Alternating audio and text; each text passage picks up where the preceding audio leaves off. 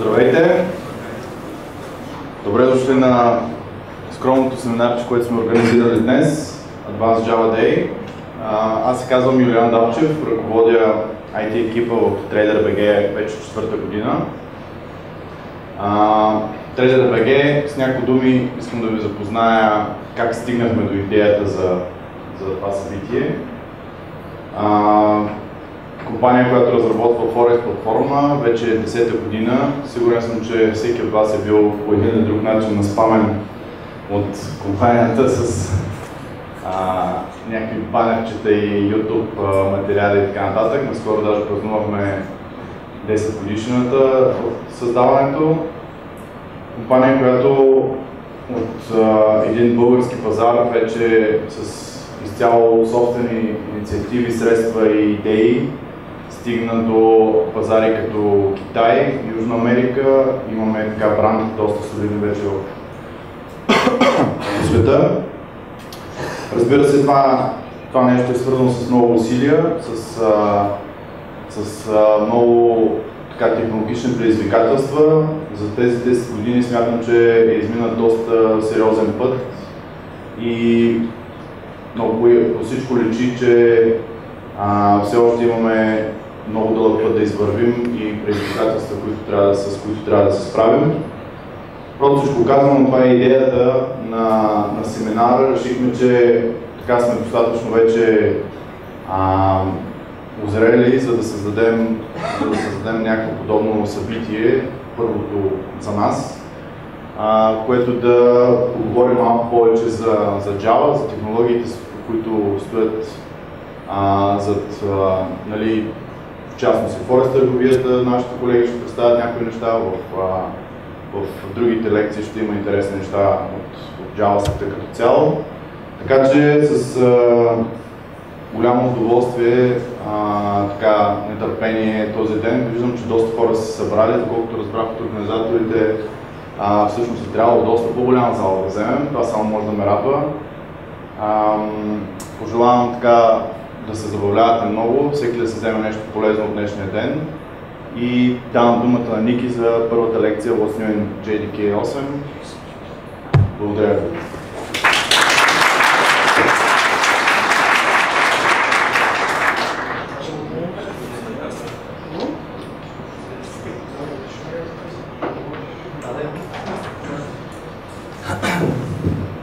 Здравейте!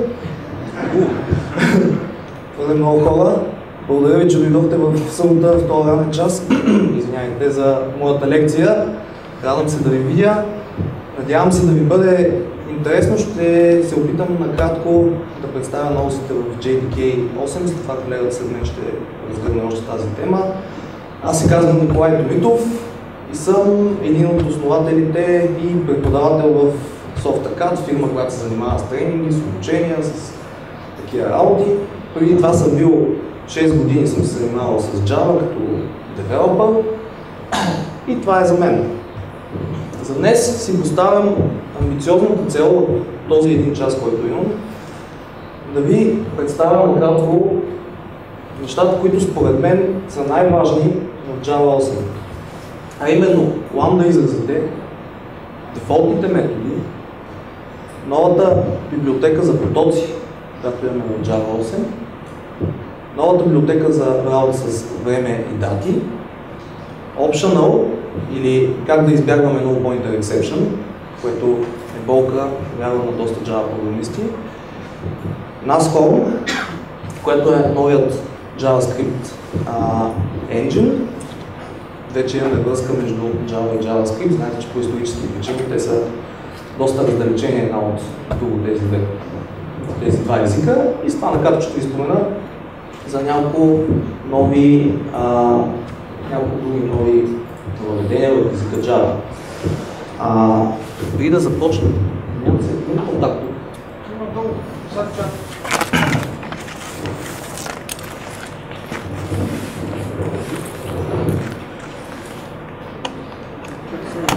Понеже не го видях в началото.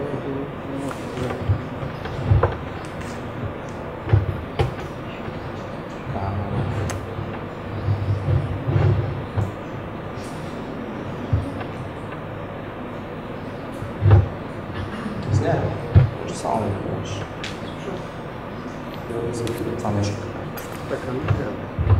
Да, после не се пазара.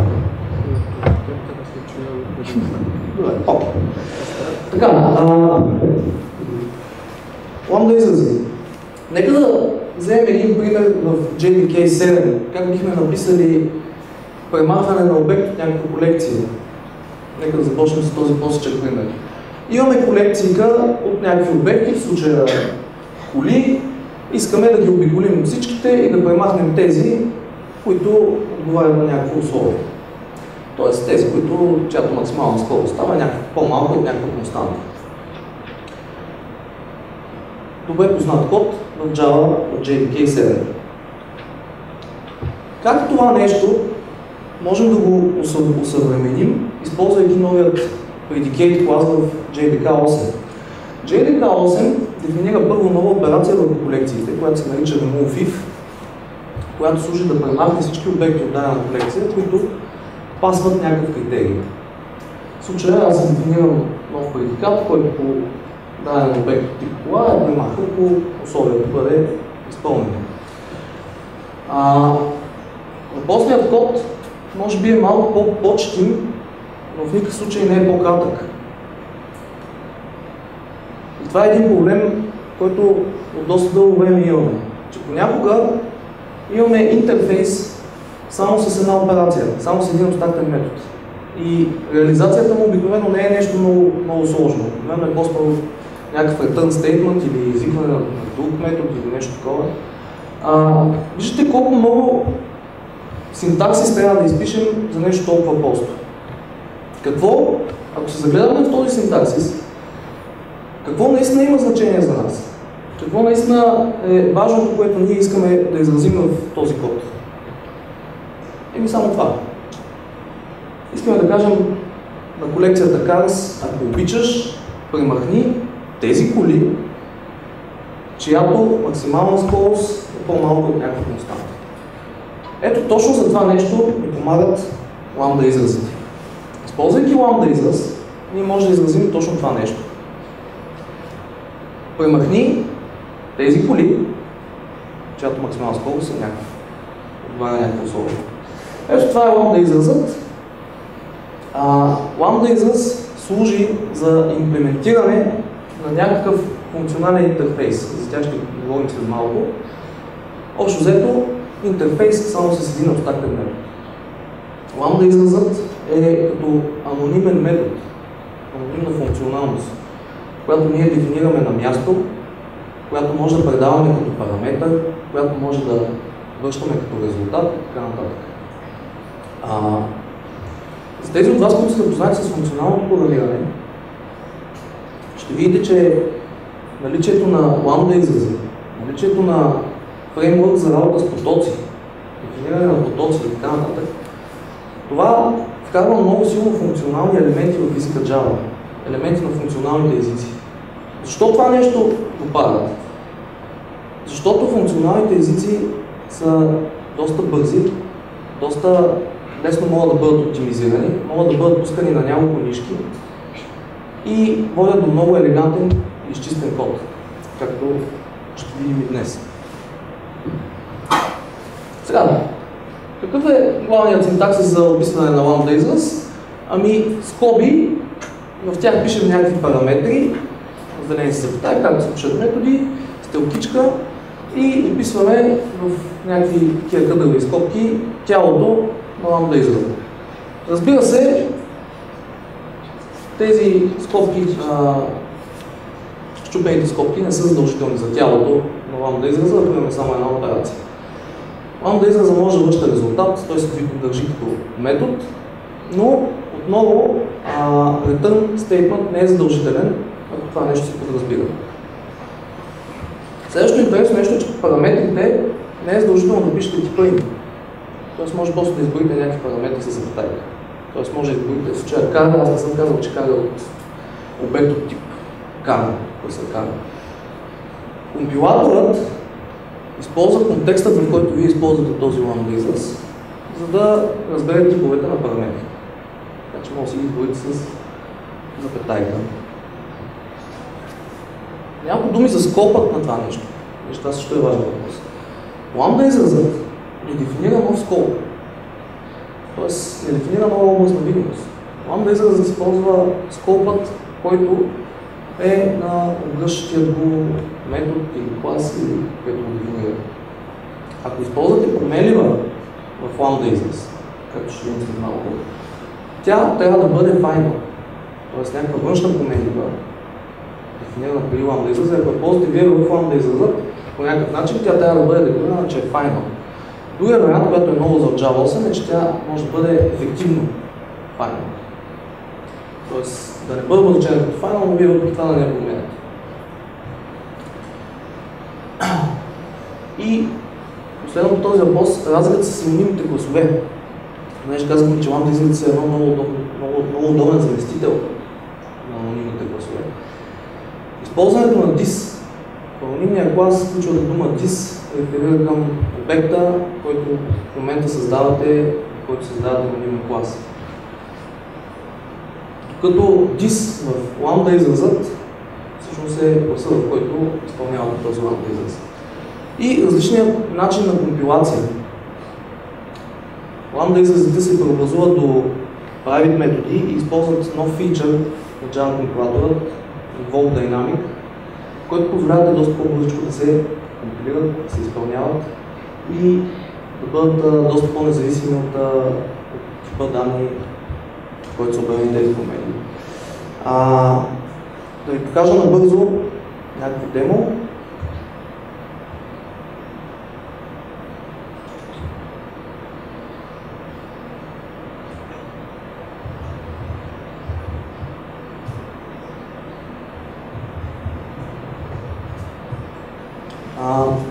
Всички знаят, че понякога имаме някаква малка функционалност, изнесена в някакъв отделен метод, която искаме да пуснем в отделен тред. Обикновено пишем нещо от този сорт. Първо се правим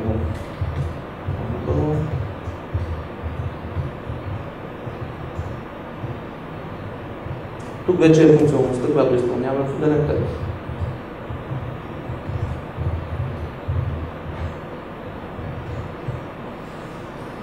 След това правим нов обект.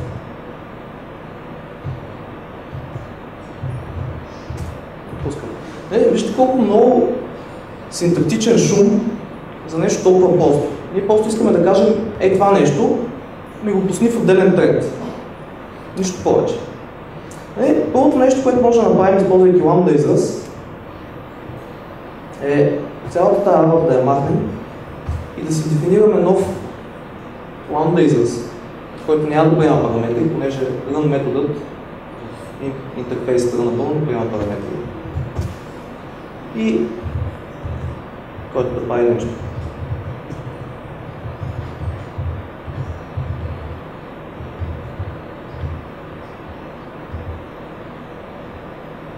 Вижте колко по-лесно можем да си направим runnable.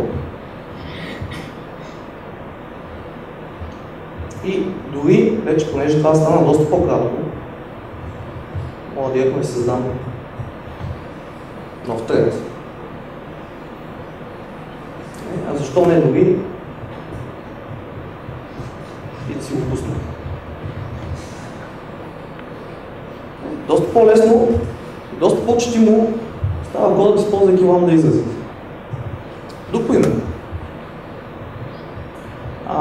Нека да си направя някаква колекция, вчера е с някакво значение.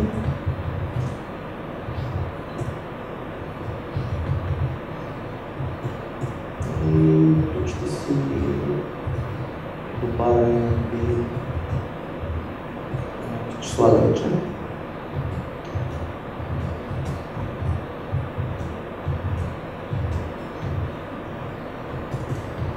Така. Какво бих искал да направя? Бих искал да, това, което видяхме в началото, да премахна от моята колекция, да премахна тези, които отговарят на някакво условие. В случая интерфейсът, който трябва да имплементирам, се нарича JDK, и трябва да имплементираме тази операция. Сега, тук сещам, че когато интерфейсът се състои само от един метод, както е в случая, мога да си използвам лambda израз и това да направи моят код доста по-четим, доста по-лесен за разбиране и за поддържане.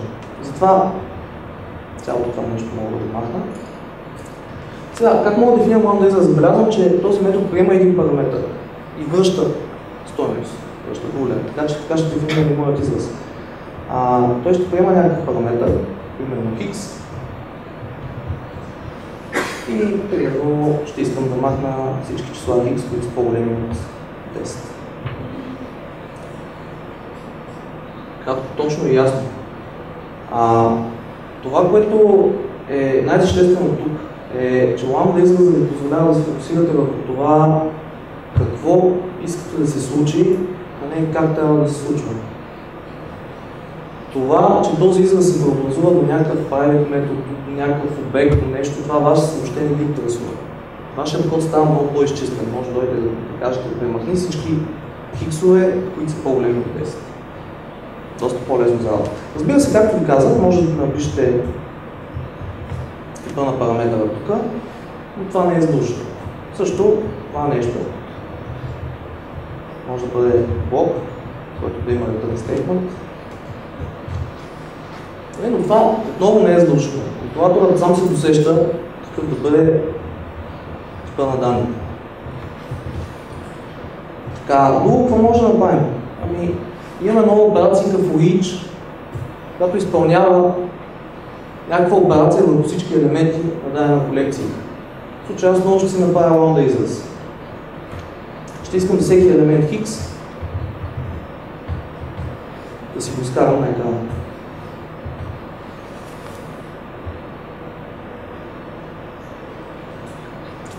Всички, които са по-големи от 10, изчезнаха. Последен пример, бих искал да го сортирам. Използвайки добре познатият collections sort. Тук трябва да дефинирам компаратор. Компаратор е друг пример за интерфейс, който има само един метод, така че отново мога да използвам lambda израз.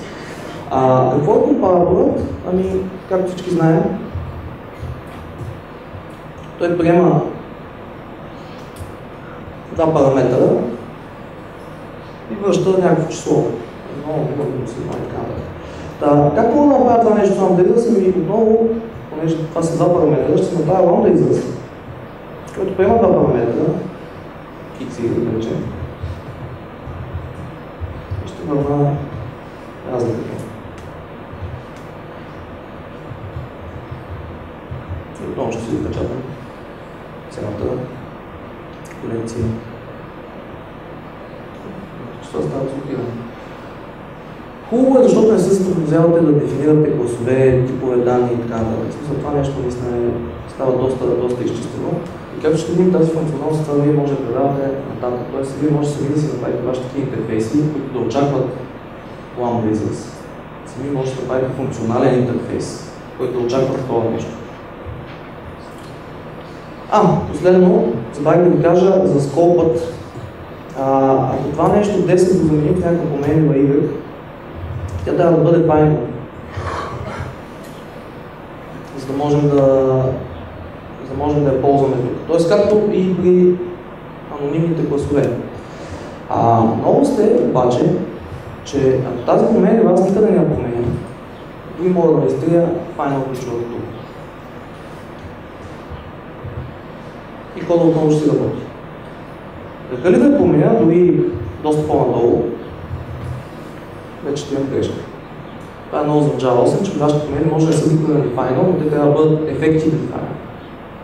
Като в случая не трябва това нещо да го променя по никакъв начин.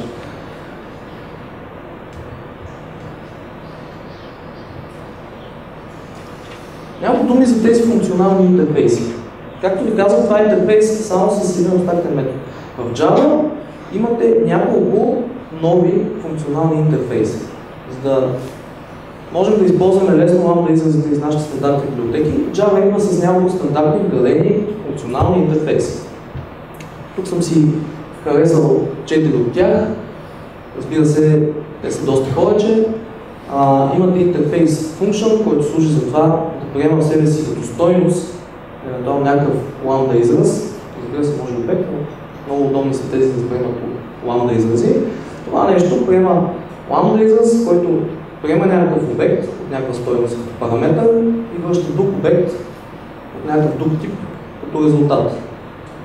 Supplier е функционален интерфейс, който път ламда израза там само връща някакъв обект без да приема параметри. При JDK вече го видяхме, който по някакъв обект връща булева стойност, дали този обект преминава някаква критерия, дали пасва на някаква критерия. И консюмер, който прави нещо с някакъв обект, т.е. това е дошъл ламда израз, който приема някакъв обект и нещо прави с него, без да връща някаква стойност. Следващото нещо. Може да имате, вместо да пишете нещо като ламда израз или като анонимен клас, друго облегчение, което има за вас в Java 8 е референциите към методи. Тоест, вие имате някакъв метод някъде написан, искате да го преизползвате, искате да го подадете като параметър тази функционалност, която вече сте написали. За да се налага пак да пишете, да създавате излишни обекти, излишни промени наляво, надясно и т.н. Това, което може да направите е да предадете метод като параметър, използвайки референс към този параметър. Как се прави референс към параметър? Общо взето пишем или класа, или обекта, зависимо от това в какъв контекст се намираме. И след това с такива 4 точки пишем името на метод. Може да предаваме статични методи, т.е. референции към статични методи, към инстанс методи, към методи на определени инстанции на някакви обекти, които са извън нашия клас и така нататък, т.е. да предадем референция към някакъв метод, който е извън нашия контекст и така нататък. Можем да предаваме друга референция към конструктори. Доста удобно за фактори методи, за нещо, което се дава обекти по някакви критерии, инициализирани и така нататък. Нека да го видим и това нещо. Какво мога да направя? Ами, мога да се дефинирам предикат,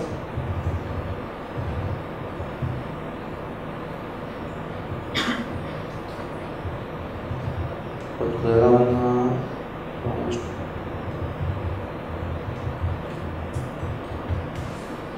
Тоест, това нещо може да е и параметър на някакъв метод. Тоест, начинът, по който аз ще изтривам обекти, може да ми дойде от това да ми издаде функционалността, принципът, критерията, на базата на която някакви елементи ще бъдат изтривани на някаква колекция. Какво друго мога да направя? За това нещо. Ето това забелязваме, че в крайна сметка искаме всеки елемент на нашата колекция, който обходим, да го подадем на система от println. Така че тук аз мога да подам за всеки елемент, ако обичаш, подай го на тази референция на система от println. Това е метод reference. Така.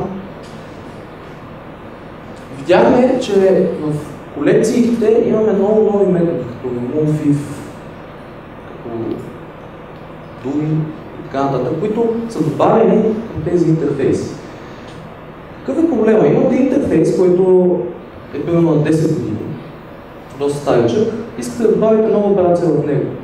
Обаче не искате да чупите по някакъв начин всички класове, които в момента го имплементират този интерфейс. Защото добавяйки нов метод, ще трябва всички класове, които го имплементират, да реализират и тази нова операция, а това понякога даже няма и да е уместно. Затова Java 8 идва с нов фичър, който на хората, които пишат Java 8 е позволило даже да добавят тези нови операции, които ползвате. Именно дефолтните методи. Какво значи дефолтен метод? В интерфейсът да напишете имплементация на даден метод. В интерфейсна част да провайдате имплементация на някаква операция, дефолтна имплементация. И, например, класът list от Java 8 идва с имплементирана операция, replace all, която заменя всички елементи в даден списък, им прилага някаква операция върху тях и ги заменя с това, което се е получило след тази операция. Виждаме реализация на метод в интерфейс. И това е дефолтен метод. Така. Вие може също да си пишете такива методи. Вие може също да си дефинирате вашите класове дефолтни методи, слагате отпред на дефолт и така може да си разширите вашите интерфейси или да предоставите някаква дефолтна имплементация. Дефолтният метод може да бъде override, може да бъде предефиниран, когато си поиска. Сега, тук обаче в този момент идва един проблем. Какво ще стане, ако имаме два интерфейса, които имат дефолтни методи с едно и също име? И ви искате да използвате някой от тях, някаква функционалността, която има да е ползвате на готово. Ето, въпросите два интерфейса и двата дефинират някаква дъми операция, в случая hello, която изглежда по един и същ начин. Сега, ви искате да го предефинирате това, няма никакъв проблем да следите и двата интерфейса, да предефинирате тази операция, но проблема идва тогава, когато искате да използвате parent функционалността, т.е. тази дефолтна функционалност, да извикате. Това също е възможно. Просто указвате името на интерфейса, .super и конкретният метод, който бихте искали да ползвате. В противен случай ще има компилационна грешка. Така. Няколко думи за потоци.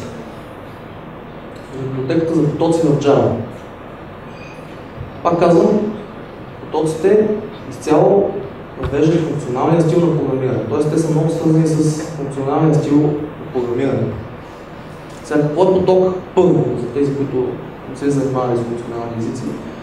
Това е последователност от обекти. Някаква последователност от обекти, която много лесно може да се изпълнява, операциите в тези обекти може да се изпълняват паралелно, т.е. се екзекутват в някакво време. Друго много важен фичър на потоците е това, че те са lazy колекции.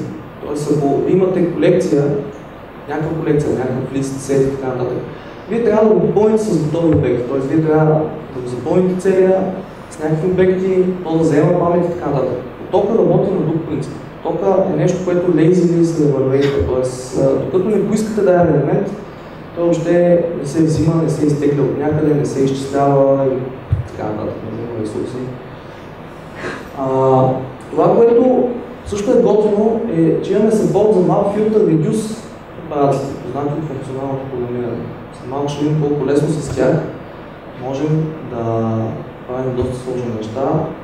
Буквално с няколко работ можем да постигнем наистина грандиозни резултати. И така може да се създаде поток. Няколко начина, вземем някаква колекция. Примерно, разбира се, не само колекция, но и други класове, които поддържат потоци. Имаме операцията stream, която ни дава нов обект от тип stream, някакъв поток, което е последователен поток. И паралел stream, което ни връща такъв паралелен поток, който евентуално операцията в него се изпълнява върху няколко треда. И доста по-ефективно става това нещо, но зависи от случая, с много ще поговорим за това. Редът, по който елементите, когато вие ги обработвате от този поток, редът силно зависи от колекцията, която стои отдолу. Така че в този случай може да видим, че поток се държи малко като итератор. Няколко примера. Можем от дадена колекция, в случай аз имам някакъв списък, искам да взема нейния поток и с това да проверя дали всички елементи вътре мачват някаква критерия, дали всички елементи отговарят на някакви условия. Друго, какво мога да направя? Мога да взема поток, оттам да взема друг поток, който е с уникални елементи, използвайки операцията distinct, и с това да ги обиколя всичките и да си ги изкарам на екрана. Това ще ми изкара всички уникални елементи на моята колекция. Тук е място да спомена, че всички операции върху потоци връщат нов поток. Така че вие с точка може да ги наредите доста извикване. Мога да взема поток, мога да го сортирам, мога да изкарам, мога да го филтрирам да има само уникални елементи. След това мога да го огранича с лимит, примерно до 20 елемента и след това да го изкарам всичко това с оператора точка. Тоест всички операции тук са направени така, че те да връщат нов поток. Така. Последния пример мога да си взема най-големият елемент в някаква колекция, използвайки макс операцията. Тук с лambda израз съм дефинирал някакъв топарал блок.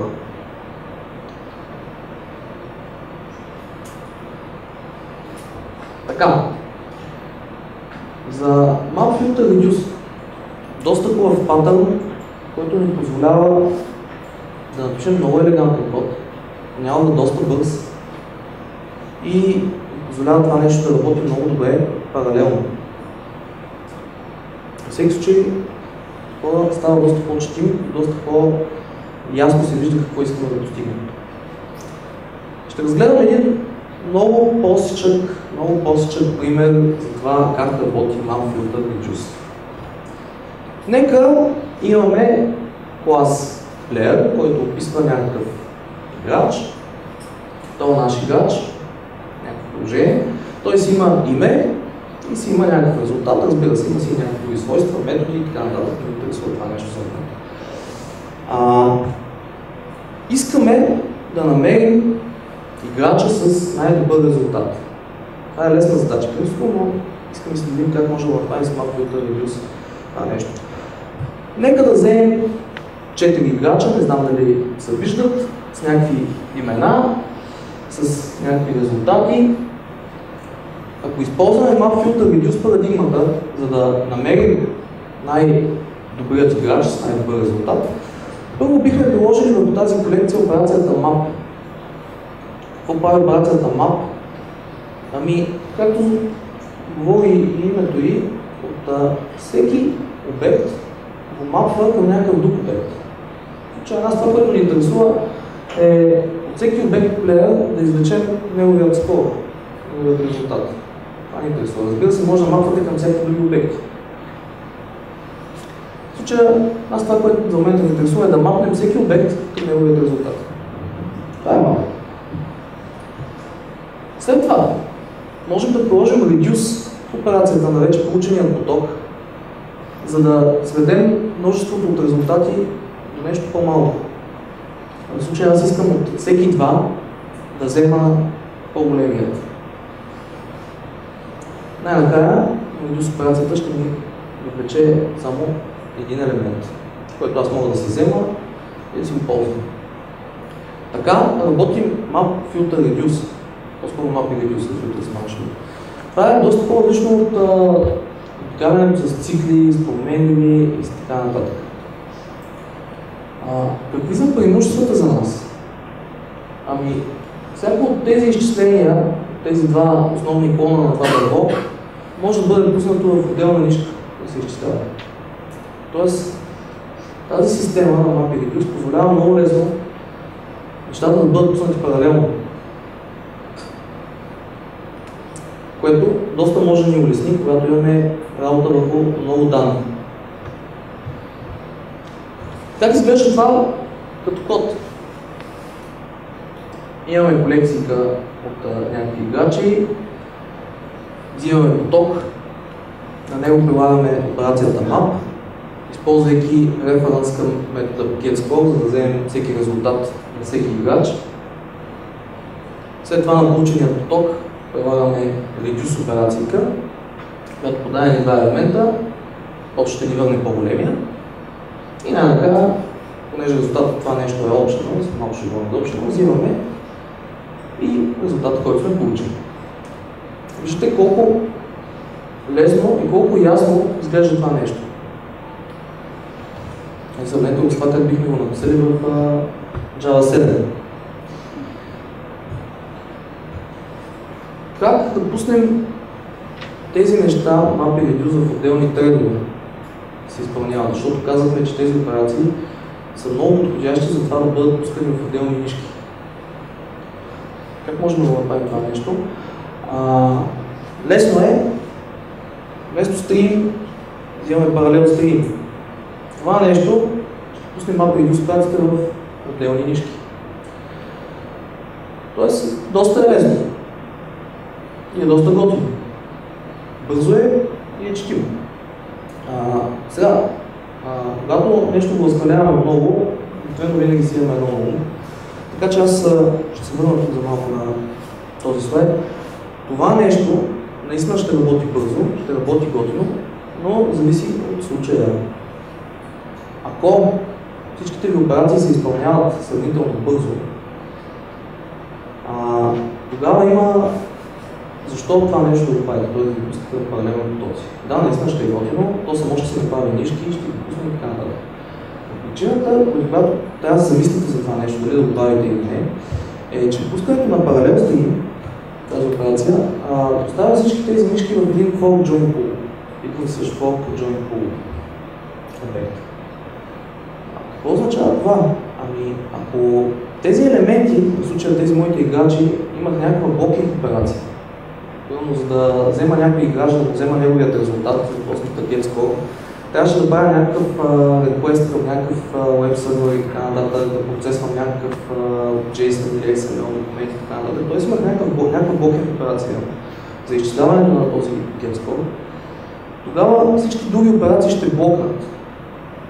Тоест ако едно от тези get score се изпълнява бавно, това в крайна сметка ще доведе до забавяне и на останалите, които могат да се изпълняват потенциално бързо. Тоест, някои си хеширали резултата и се изпълняват бързо, а други трябва да оттеглят от интернет. Това ще доведе до цялото забавяне на цялата картинка. Така че, за да използвате паралел стрим, моят съвет е всички операции трябва да бъдат горе-долу да се изпълняват за едно и също време. Да се изпълняват за едно бързо. Тогава бихте имали полза да пускате паралелен поток, който да изчислявате и неща. Малко за филтър, да се представим, че имаме някакво свойство, което показва дали въпросният плеер е начинаеш, средно ниво, експерт и така нататък. Сега въпросът, който стои при нас е как да си намерим най-добрия, обаче който да е такъв начинаеш. Доста лесно. Просто към цялата тази картинка добавяме едно извикване на филтър операцията, която с някакъв предикат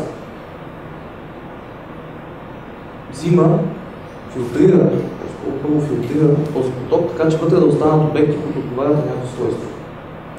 Филтрирани на базата на някакъв предикат. В случая аз съм си го дефинирал като ламба израз, който по даден обект казва дали този обект неговия скил си е бигинер. Отново виждаме, че кода става доста лесен. Вземи всички играчи, филтрирай тези, които са начинаещи, вземи техния резултат и ги ограничи до това да вземеш най-големия резултат. Така. Малко думи за това. Имаме нови операции в класа Files, нови input-output операции, понеже свързани с потоци, затова мисля, че място има тук. Files.list, в което по някаква директорика ни връща мързеливо попълнен стрим. Какво значи това? Докато ние не тръгнем да го обикаляме този стрим, да четем всичките елементи от него, това няма да се обръща да прави някакви дискови операции, да чете директории и така нататък. Това са всичките ентита в някаква директория, списъват всички неща в някаква директория. Освен това имаме files.lines, който по даден път някакъв файл ни върши всички редове на този файл, много поток. И find, който ни дава всички файлове като поток в някакъв друг файл, който е някакъв параметр. Това нещо, files.list,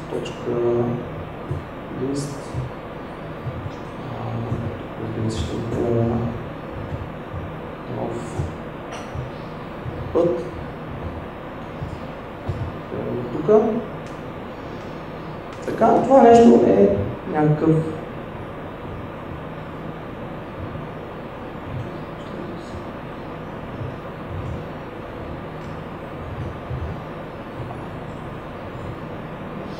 това си е поток.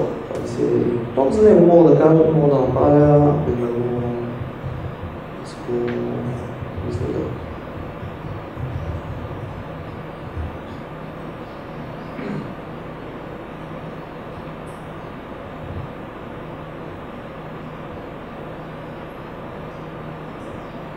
Какво мога да правя? Това е в момента да видим какво може да правим принципно и с потоците. Мога да дойда да кажа listing, да ми върна всички елементи. Може би не е много интересно, да си различни. Мога да кажа sorted, да бъде сортиран по някакъв начин. И мога да кажа първите 7. Това нещо.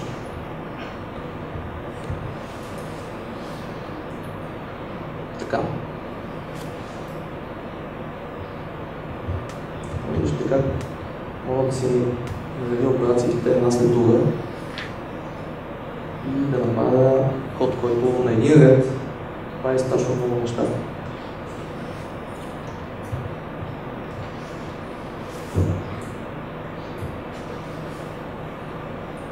Малко думи за новата библиотека за дата и час в Java 8. Знаете, че в Java датите и часовете не са голяма сила, общо взето не се работи супер лесно с тях, мен поне лично ми харесват. В Java 8 това нещо е значително улеснено, въведени са нови класове, които ни помагат доста приятно да работим, използвайки дни, часове, таймзони, периоди дори между някакви дати, някаква продължителност от време и така нататък. Ще ги спомена след накратко. Няколко нови класа, когато не искаме да се занимаваме с часови зони, имаме няколко класа за local date, local time, local date time, представляват, знаете какво представляват, дата, време и двете. Имаме много хубави операции към тях. За добавяне на дни, добавяне на месеци, години, часове и така нататък. Нова дата се прави, използвайки фактори методът now. Сега тук бързам да спомена, че тези обекти създават с фактори методи, че първо дето по-лесно се работи с тях, те са и доста thread safe. Защо са thread safe? Те са immutable. Създадете ли един обект от тип local date, вие може да го модифицирате. Тоест може да създадете някаква друга дата на базата на тази дата, като кажете добавим еди колко са дни примерно. Но тези обекти, които се създават, са immutable. И по тази причина те са доста thread safe. Така, друг начин да създадете дата. Много лесно използвайки операции като фактори методът. Който по дадена година, месец, ден и така нататък ви връща дата. Същото важи за local time и може да създадете local date time, комбинирайки тези два обекта. Виждате, че доста приятно се работи с тези нови библиотеки. И последно по тази точка, поне на мен това, което много ми хареса, са класовете duration и period. Period представлява някакъв период между две дати. Примерно 3 месеца, 4 дни. И като duration пък е някакъв времеви период между две времена, между два local time обекта. Примерно 1 час и 30 минути и 5 секунди. Как се правят тези обекти? Отново с фактори методи, където можем да подадем на операцията between, може да подадем две дати и тя да върне нов period обект. Аналогично, duration отново с операцията between, само че този път между два local time обекта получаваме duration. Тези обекти, period и duration, са доста удобни, защото те представляват нещата в начина, по който ние искаме да работим с тях. Разликата между тези две събития е 2 дена и 3 часа. И вие може да излечете тези данни. Освен това, както виждаме, те се създават доста лесно. И след това тези обекти period и duration може да ги използвате, за да модифицирате някои local date или local time обект. Тоест тези операции плюс date, плюс month и така нататък може да ги използвате с period и duration, за да модифицирате някакви date и time обекти. Това е страхотно. Сега,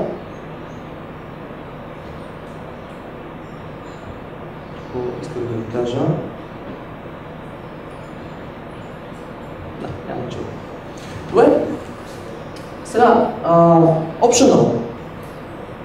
какво служи optional? Optional не е нещо супер сложно или супер тежко или нещо трудно за ползване или някакъв коренно революционна техника или фичър физика. Това е един клас, който обвива някакъв обект и дава много пари операции върху това нещо. Защо е създаден този optional? Създателя на null pointer, на нулевия null референцията, казва, че това е грешката му за $1 милиард. Тоест, това наистина е голяма болка.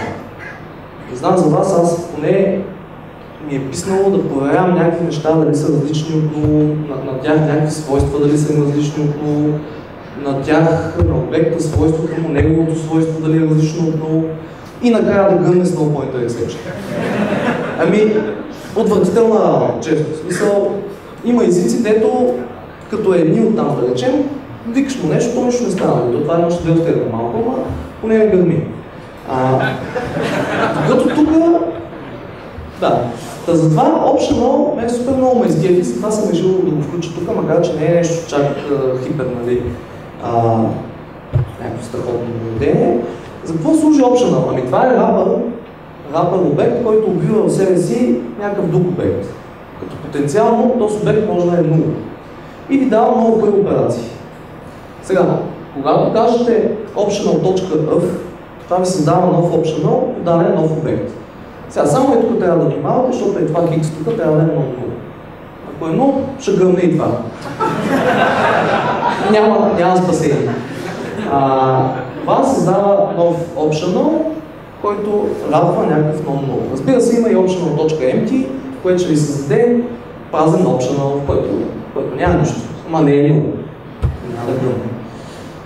Така, разбира се, има много операции в това нещо optional, сега няма да ви занимавам тук да ви казвам една по една. Само ще ви покажа два примера, защо optional прави кода по-четлив, по-готин и няма вече тия скапани проекти за много. Ето един пример в Java 7, където много дъми пример, няма че, който взимаме някакъв обект, това student, проверяваме дали е 0, ако е 0, взимаме него, отиваме, че първо създаваме нов обект. И така се спасяваме това нещо student, да не сочи към 0. Нещо, което сме писали сигурно много пъти, подобно нещо. Как би изглеждало това нещо от Java 8? Обвиваме си нашия студент в един optional, който в себе си съдържа обект от тип student и създаваме си по някакъв начин, използвайки if или използвайки empty или резултат от някаква операция, няма значение. Затова може да дойдем и да кажем на този last student, искаме да вземем него, да вземем референция към този last student или в противен случай да създадем нов. Какво значи или в противен случай or else? Ако това нещо вътре е 0, т.е. вътре няма стойност, казваме, ако обичаш, създаем нов обект. Кода става една идея по-четим. Една идея по-четим става и няма нужда от тези постоянни if нещо си е различно от 0, или какво си и така нататък. Така, още един пример. За да видим защо кода става четим. В Java 7 имаме пример, този пример като го видим, първо ще се наложи да го прочетем, да се замислим какво прави за момент и така нататък. Какво прави този пример?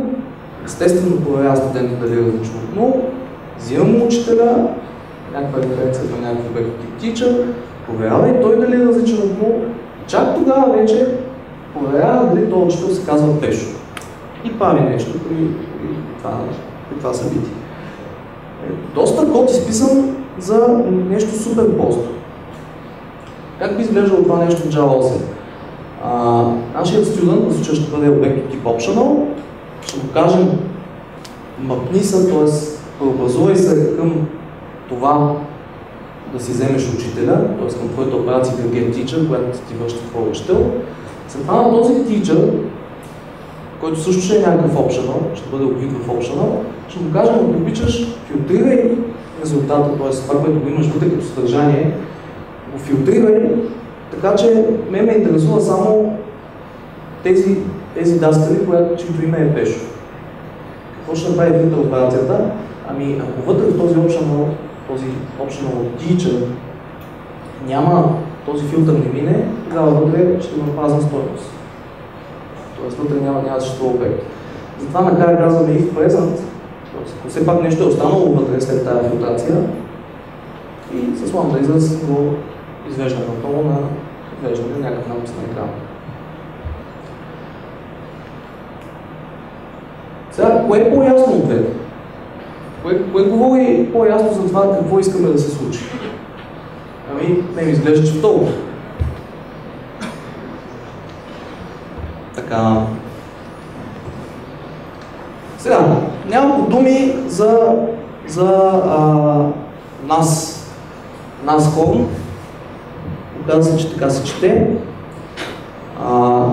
Нас хорн всъщност се оказва, че е носорог на немски.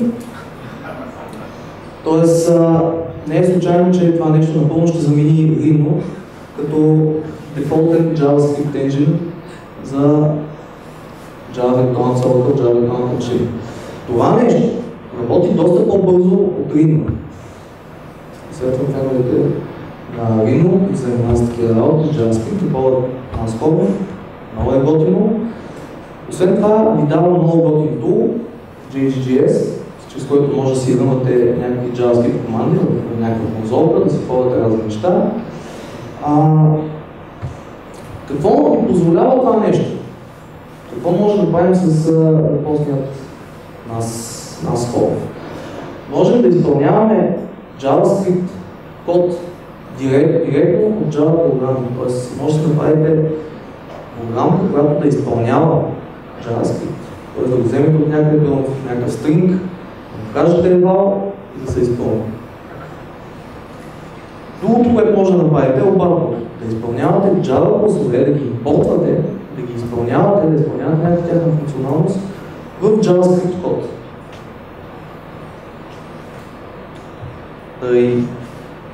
Как се прави това нещо?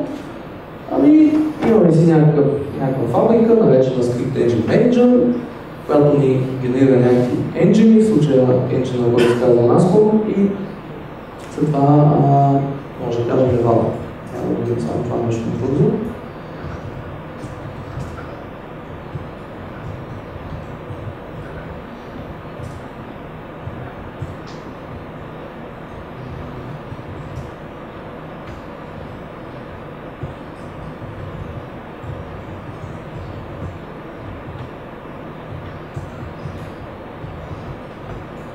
Този ще искам. И на това нещо след това мога да го кажа eval. Може да дам всеки източници на JavaScript.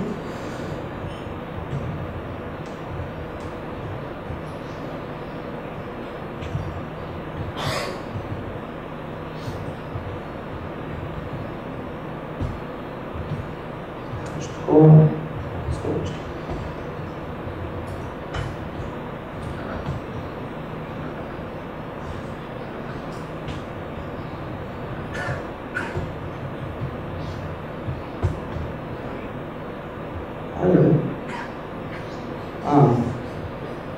Да.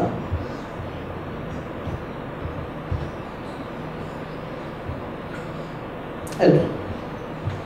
JavaScript код. Изпълнен през Java.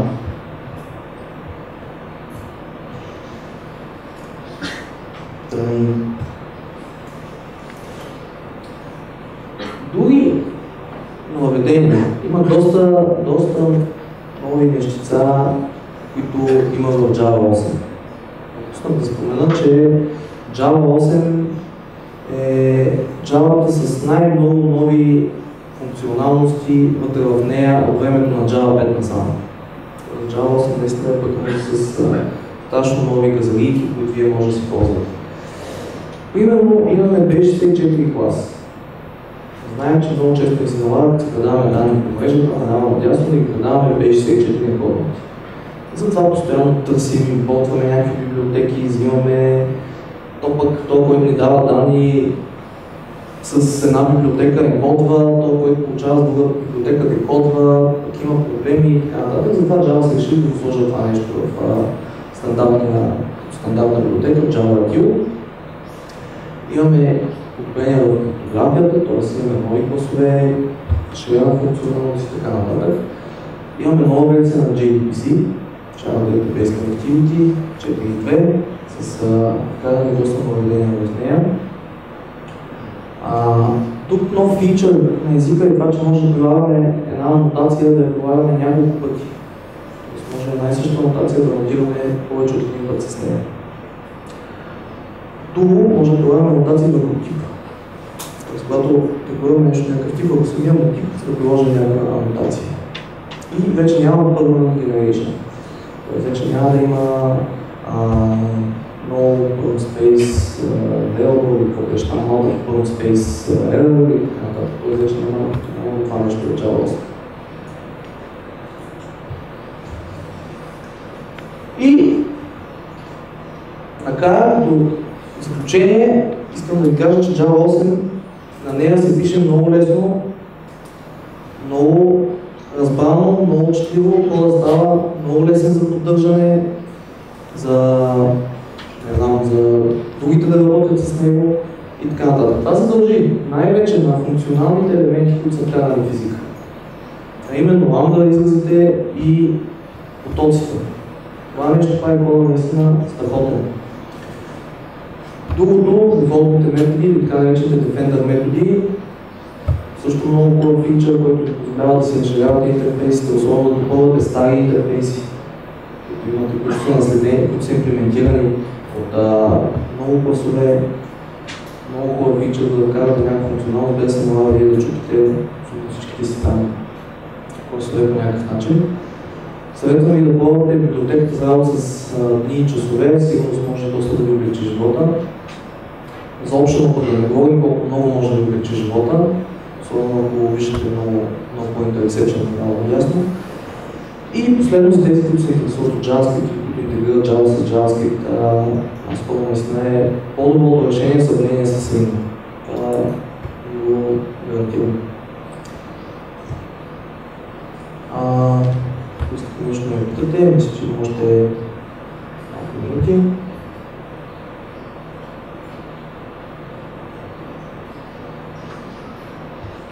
Добре, ако няма въпроси, благодаря ви, това е от мен.